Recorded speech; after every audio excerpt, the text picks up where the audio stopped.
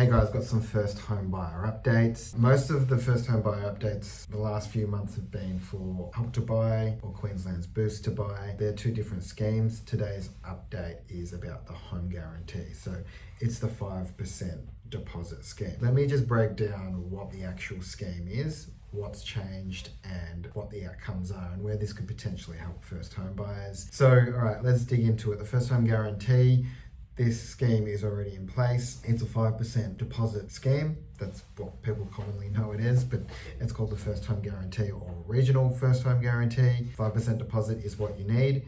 Previously to October 1, which is when the new changes are going to take place, there have been income caps. So if you earn over a certain amount of income, then you don't qualify for this scheme. What the government have done is they're going to scrap the income cap. So basically, if you earned too much money before, you couldn't get the scheme. Now the income doesn't matter, you can get access to the scheme so long as you've got 5% deposit. What's really important to note with this scheme, and it may actually not get as many people on it as what the government think, is first home buyers still potentially need to pay for stamp duty. So say for example, if you want to buy a property for, I don't know, 900 grand, or let's just round it off to $1 million, you're still going to pay stamp duty depending on what state you're in. Now the stamp duty, if you're in somewhere like Victoria, for example, is going to cost around 60 grand, probably 65, including the land transfer. So that's money that you need to have. So it's not just 5% of the purchase price, 50 grand, you need money for stamp duty as well. And for a lot of people, that's going to be the killer blow. So just be aware, if this is you, you still need to cover stamp duty. You can look up what the stamp duties are. I believe there's on my website, willbellmortgagebroker.com.au, there's a stamp duty calculator on there if you go to the calculator section. Basically, it doesn't matter about your income. What else has changed on this? Well, previously there were property price caps. That would depend on what city or what state, if you're regional, where you're in regionally. Those caps have now been raised to basically cover the median house price of any city or any regional amount. So for example, Melbourne's price has now been increased to $950,000. Sydney's is up to 1.5 million, believe it or not, and Brisbane's is $1 million. So what that means is previously, if you wanted to go above the previous cap, you couldn't.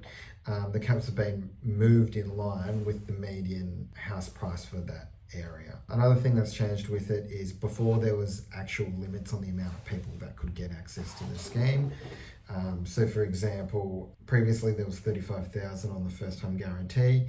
Now it's unlimited, so they don't have a cap on the amount of people that can access this scheme. So that's basically the changes. Why is this scheme really good for first home buyers? Well, putting it simply, because the government is guaranteeing your loan, it's less riskier to the bank.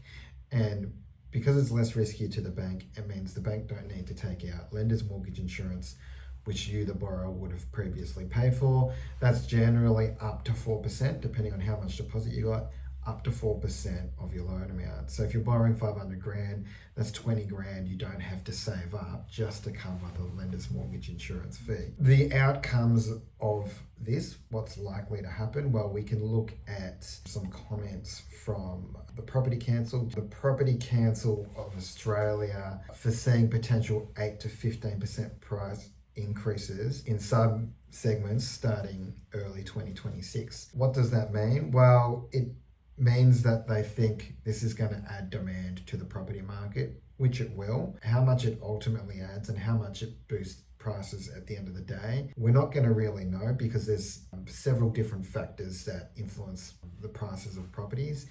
But I think it's fair to say that it will increase property prices, especially for those sort of ranges between $700 and $1 million in most capital cities. That's no different to what I've been saying on this channel for the last few years. So it's just going to be extended. This just gives more people access into the scheme.